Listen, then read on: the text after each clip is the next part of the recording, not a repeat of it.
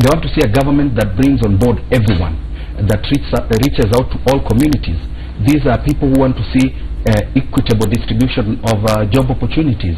This is a group that wants to see equitable distribution of development projects. And hold that thought, Anthony, yes. As we listen in and indeed look at images of the president's arrival there in Kisii County. Of course, the president expected, together with the Jubilee Brigade and his deputy William Ruto, to spend some time in Kisii and Nyamira counties, where of course they are expected to address local leaders as well as tackle issues that the Kisii people have raised previously. We do know that the presidency was in Kisii not too long ago, and there are issues that have been known to be pending as regards the electorate and their demands regarding development in the area,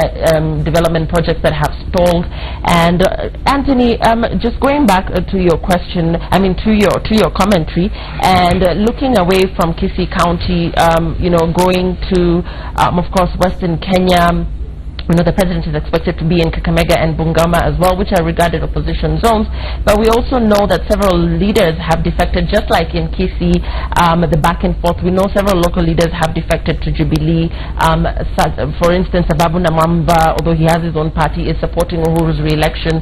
We also do know, however, that on the NASA side we have Musalia and Wetangula who have united and therefore strengthened the Luhya vote. How are we likely to see that play out for Jubilee as they move away from Kisii to Western Kenya? Western Kenya, for the first time, seems to be demonstrating what we call unity of purpose. You realize the lower side of Western that borders Nyanza has been voting with the Nyanza region, and the Bungoma side has been voting the other way. In 2013, we saw a bit of the lower Western, that is Kakamega and parts of Vihiga, voting for Mudavadi a bit, but still Raila Odinga had the bulk of the vote from Western Kenya. And what we are seeing today is that we have Wetangula and Mudavadi have been united. That is a demonstration that the region is going to vote as a bloc, which should give Jubilee a real scare, because Western Kenya has a good number of votes, although we know sometimes the turnout there is not very impressive.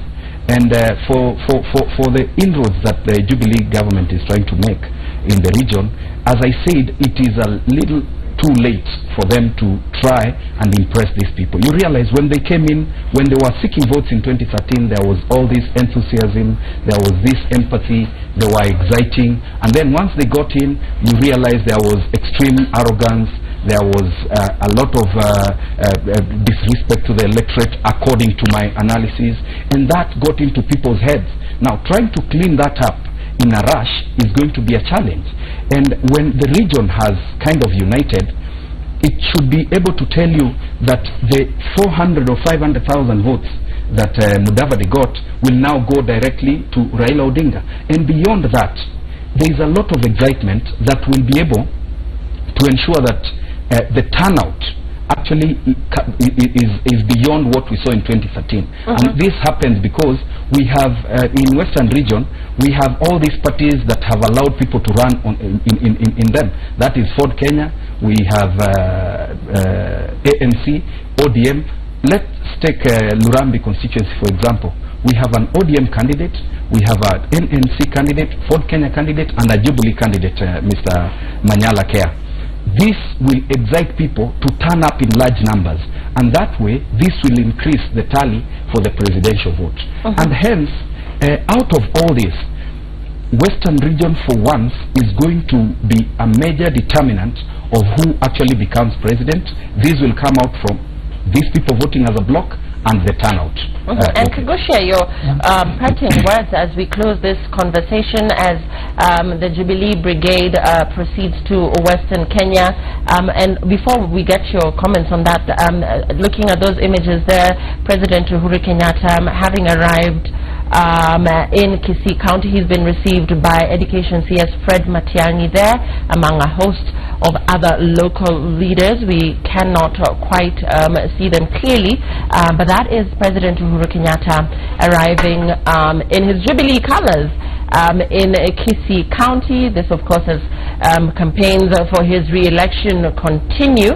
He's expected to meet local leaders there to strategize how Jubilee will get more votes in the region. Kagusha, your closing remarks. President Uhuru Kenyatta's last-minute cancellation of his trip to Western Kenya, and the fact that he intends to be proceeding there, how significant this visit is going to be as regards him making inroads in an area that is also considered an opposition stronghold. You know, I do not completely agree with Kibagendi that the Jubilee government is late in the intervention in these areas. If you look at the number of leaders who are supporting Jubilee in Kisii, Nyamira and Western region, you realize that there has been a lot of work, a lot of effort that Jubilee government may have done over the years to ensure that they have as many leaders to be with them. And if you look at Western Kenya, indeed you see Western Kenya is a democratic region, and I dare say is one of the most democratic regions. As he says, it is true. In every county, in every constituency, you have a candidate in ANC, you have a candidate in Ford Kenya, you have a candidate in Jubilee.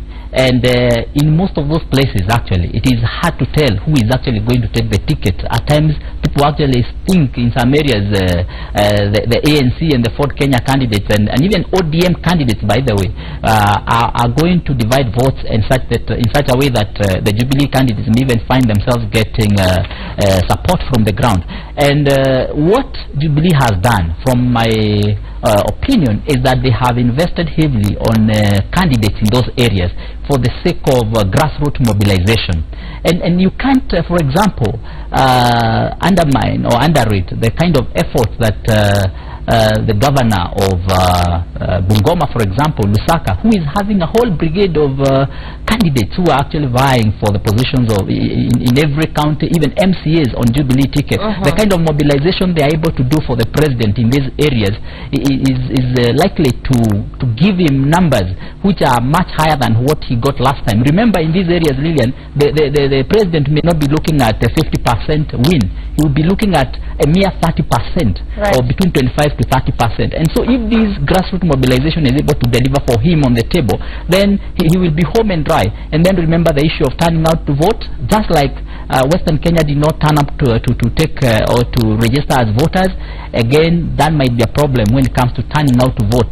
And this is historical. If you look at the trend as it has been over the last 4 elections, then you see it's not likely to change even in this election. Thank you for your thoughts. And we are pressed for time, gentlemen, because we are going live to Telkom Kenya, which is expected to today shed off its orange brand following